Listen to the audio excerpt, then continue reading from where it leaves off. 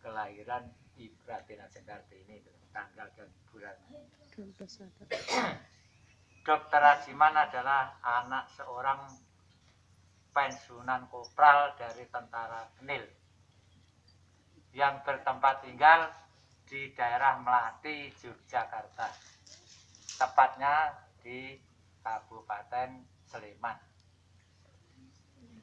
Dr. Ajiman pada waktu itu tidak bisa sekolah karena pada waktu itu waktu itu masih zaman penjajahan Belanda.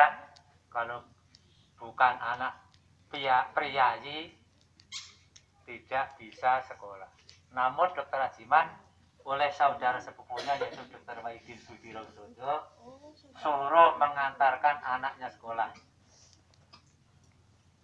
Tapi Dr. Ajiman begitu mengantarkan anak sekolahnya Dr. Wahidin Sudirosodo tidak terus pulang, tapi Dr. Ajiman duduk-duduk di bawah jendela di luar kelas sambil mendengarkan pelajaran yang ada di dalam kelas. Tapi ternyata Dr. Ajiman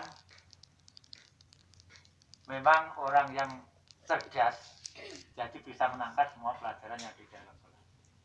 Dengan demikian Dr. Wahidin tahu bahwa Dr. Ajiman berkeinginan tidak bersekolah oleh karena Dr. Wahidin menyekolahkan Dr. Ajiman, diikut disekolahkan dan dibiayai oleh Dr. Wahidin Sudirosodo.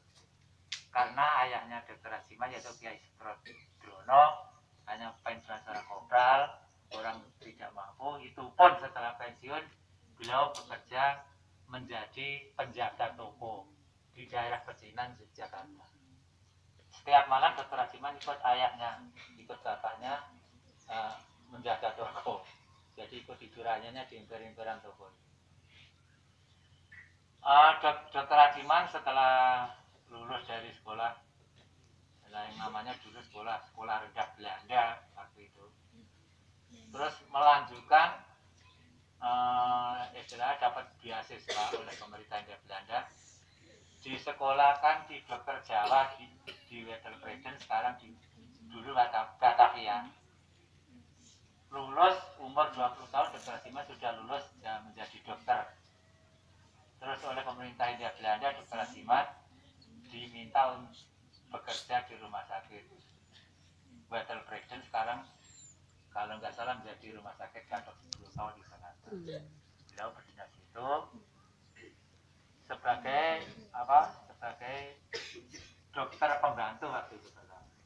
Dr. Ajiman sambil bekerja memperdalam ilmunya, ilmu kedokterannya ke luar negeri, antara lain ke Jerman, ke Perancis, dan ke Belanda. Setelah lulus dari menambah ilmu di luar negeri, beliau akan menjadi dokter bedah di rumah sakit Wedelbreden. Setelah itu di daerah Purworejo dan sekitarnya pada waktu itu terjangkit penyakit pes.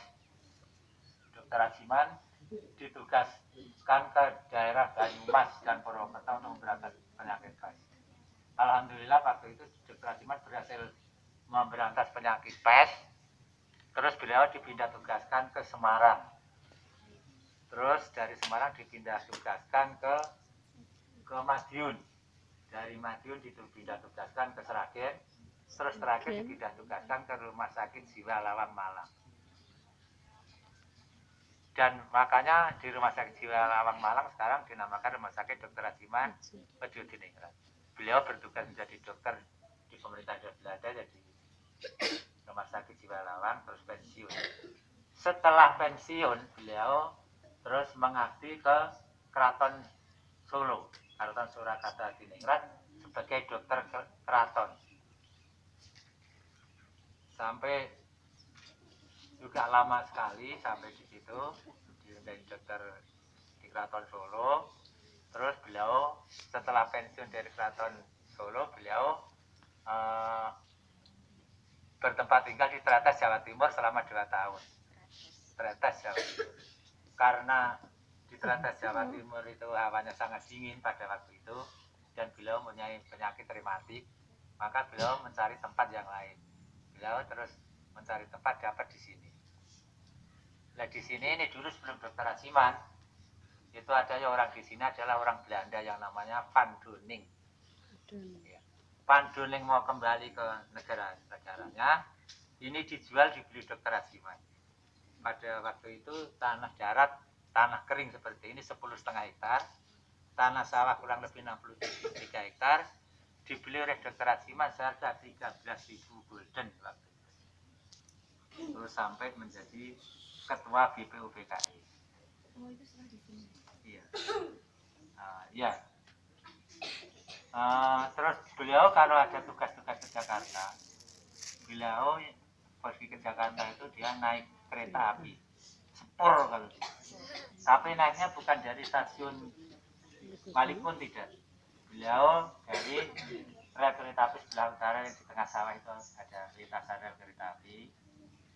Itu adalah bentuk penghormatan dari pemerintah. Maksudnya dicegat Dr. Aziman tidak perlu ke stasiun Malikun, cuman nunggu di tengah sawah. Sepurnya otomatis sudah bentuk sendiri. Nanti pulangnya juga begitu, dia turun di sini. Karena usia Dr. Aziman waktu itu sudah tua, dari sini ke rel kereta api itu ditandu beliau.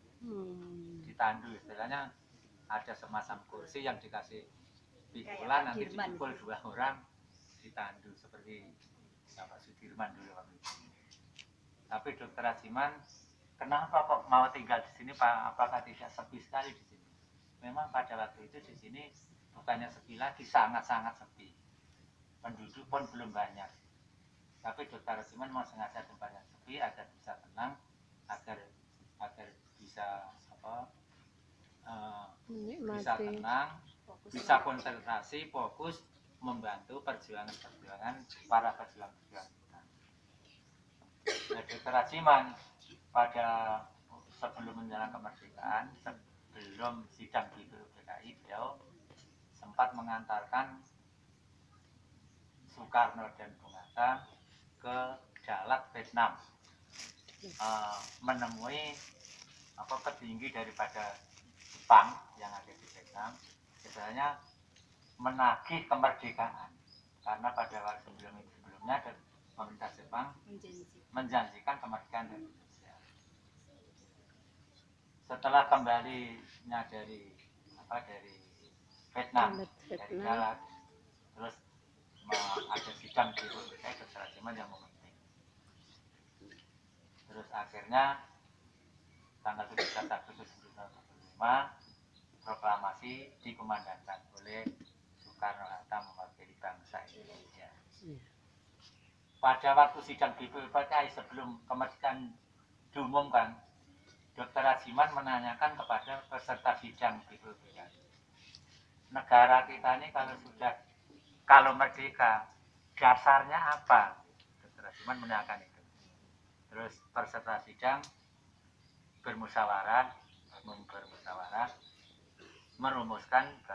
memutuskan bahwa dasar negara kita adalah Pancasila dan Undang-Undang Dasar 45. Dari peserta sidang terpicu dengan pertanyaan Dr. Aziman, akhirnya bersama-sama menemukan Pancasila dan Undang-Undang Dasar 45 sebagai dasar negara. Masih ada satu pertanyaan lagi dari Dr. Aziman kepada peserta sidang BPUPKI. Setelah merdeka, negara kita ini kan dibiayai dengan apa? Nah, salah satunya Dr. Aziman mengusulkan dari pajak. Terus Dr. Aziman meminta supaya pajak ada istilahnya dilindungi hukum. Makanya di dalam Undang-Undang Dasar 45 pasal berapa, ayat berapa, suka juga kurang mengerti, itu ada tentang pajak. Makanya tahun 2017 kemarin Dr. Aziman oleh Menteri Keuangan kita Sri Mulyani, beliau dinobatkan menjadi Bapak Pajak Nasional. Dan gedung pajak yang baru yang ada di Jalan Jenderal Sudirman, Jakarta, kalau nggak salah yang 40 lantai itu juga dinamakan gedung Dr. Aziman Widyodinata. Terus apa kiprahnya Dr. Aziman semasa tinggal di Birgo ini, Birgo Walikukun ini?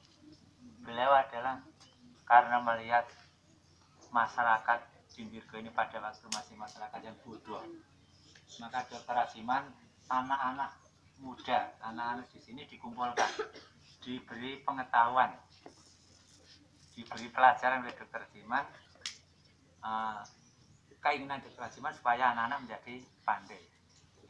Makanya salah satunya tanah Dr. Jiman itu adalah dihibahkan kepada pemerintah untuk tanah sekolah SD Negeri Kauman 5, Kauman 4, TK segala itu dari sini. Terus ada pertanyaan lagi, mungkin tanah-tanah Dr. Rajiman yang tanah jarak 10,5 hektar itu kemana sekarang? Sekarang yang ada pekarangan ini 1,5 hektar, yang 9 hektar dibagi ke masyarakat sekitar, termasuk diberikan untuk sarana pendidikan di sekolah SD. Masyarakat